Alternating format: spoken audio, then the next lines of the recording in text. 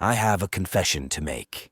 The last video I made talking about walkers and mechs was an almost purely spur-of-the-moment project I started and finished the night after binging a whole bunch of Battletech lore videos, and as a consequence, its script was entirely composed of information I could readily recall off the top of my head, and its premise was given comparatively little thought by my channel's standards. Predictably, this resulted in my being rightly schooled in the comments section, politely for the most part, but still, I won't be making that same mistake this time. However, before we go on, I need to draw a clear line in the sand. I will not be touching on any gray areas of the mech to armor spectrum, meaning I won't be talking about powered exoskeletons, mostly as they don't actually constitute armor, Iron Man's Hulkbuster, 40K's Dread Knights, Avatar's amp suits, or the power loaders from Aliens. In my book, each of these things occupies a near but subtly distinctive gradient on the scale between power armor and mechs. So, to save time and to avoid needless semantic hang-ups, I'm going to kick that colossal can of who knows down the road and address it in its own video. Sound good? I'll take your dead silence as an affirmative. Now, for anyone who's out of the loop, the difference between power armor and a mech is, if you drive it, it's a mech, and if you wear it, it's armor. If you've seen the other video, this is basically going to be more of the same, but for power armor. If you haven't, first off, it'll be linked below, and second, here's how this is going to work.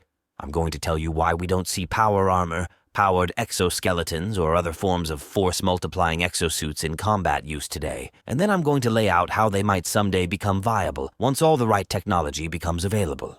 Speaking of which, as before, there are a few very critical ways our boring reality manages to disable our attempts at making the most universally miserable of human pastimes moderately more enjoyable, or at least more memeable. The two most readily apparent in the case of our subject for today being the portability and reliability, or rather the relative lack thereof, of the power source and the inherent complexity of motorized musculature versus wheels or treads, both of which are significant hurdles for a vehicular mech, regardless of its proportions, but they become nigh insurmountable barricades when brought down to the scale of man-portable equipment. Since I'm still kicking myself for not bringing it up last time, I'm going to start this one off by talking about artificial muscles. Be they cryofibril, myomer, electroactive fibers, or advanced liquid crystal matrices, the concept's prognostic utility remains consistent. Cut down the hefty design, logistical support, and maintenance requirements by replacing all the complex motor and/or hydraulic systems with far simpler, cheaper, and more reliable push-and-pull levers and pulleys.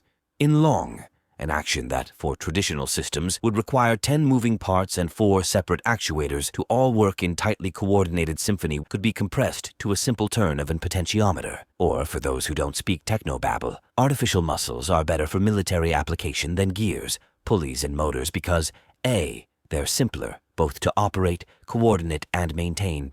B, in principle, they have the best mechanical attributes of both linear actuators and hydraulics with none of their weaknesses. And C, when properly calibrated and coordinated, they don't have to make a hard binary choice between speed or strength.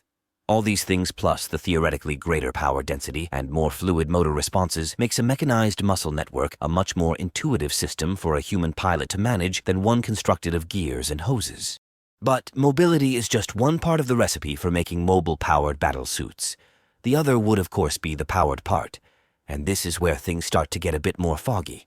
You see, in just about every sci-fi franchise I could find, the issue of just how to keep a future soldier's torch fire alight for protracted periods, by which I mean for longer than a day or two between charges, across all the creatively harsh environments and battlefield conditions their settings can throw at them, tends to be waved off with either some extremely stretched version of microfusion cores, antimatter or arc reactors, plasma generators, hydrogen cells, or else some out-and-out fictitious magitech fuel like chiral, dilithium, or hypermatter. And as for the actual armor bit of our formula, believe it or not, this is by far the simplest part of the equation to solve for. We already have steel alloys made specifically to wolf down 3 square meals of anti-material rounds a day, then come back and ask for seconds and thirds. The only problem is that a suit made out of enough of it to actually be considered bulletproof would weigh several times more than the guy wearing it. Of course, this could just as easily be solved by metamaterials such as high-entropy alloys, some of which are already reported to have the strength of steel with the weight of aluminum, though I'm personally somewhat skeptical on that, as I've been unable to locate an actual original source. It looks to me to be just another spot of internet gossip. Of course, I'd be more than happy to be proven wrong. Penultimately, the element of this whole project, which nearly every sci-fi setting with powered armor has incorporated some form or variant of, but which seemingly none have ever paused to wonder why it was even necessary. A user-machine interface, usually in the form of a neurosynaptic implant or splicing cable, or in the case of the Space Marines, a fittingly over-the-top blend of both. The reason for this to be a staple part of a mechanized infantry setup is unintuitive, though exceedingly obvious once you know of it. How does the suit know when or where to apply assistant power? How does it know how much assistance to provide for a given task? The answer to both is, as you'd expect, a complex network of sensors all wired into a computer system which interprets the intended action of the wearer based on their body's impulse motion and applies power to the requisite actuators accordingly. You don't have to be a genius super scientist to see how this could go very badly awry. The simplest solution would be to install redundant sensors of both pressure and motion variety and program the system to only react if a certain threshold of both is exceeded. But this brings with it its own set of problems. A more elegant, if far less imminently plausible solution would be the integration of a sufficiently advanced AI co-pilot like Cortana or Jarvis, one whose intimate familiarity with their human partner's idiosyncratic habits, tics, and quirks would not only dramatically cut down the number of false starts, but also generally reduce the overall system lag, as well as bolster the overall combat effectiveness of human and machine alike. And last, but by no stretch of the imagination least, speaking of reducing errors, any sensical version of this should come standard issue with an emergency eject which doesn't require use of the powered systems or even the wearer's hands, such as in the Fallout suits, so that if, for whatever reason, the suit's power should fail, the wearer wouldn't be left stranded on the battlefield as a mostly dead Hulk. There we go. I think that's a good enough place to park this entry in the Why is X Cool Thing Not Real Yet series.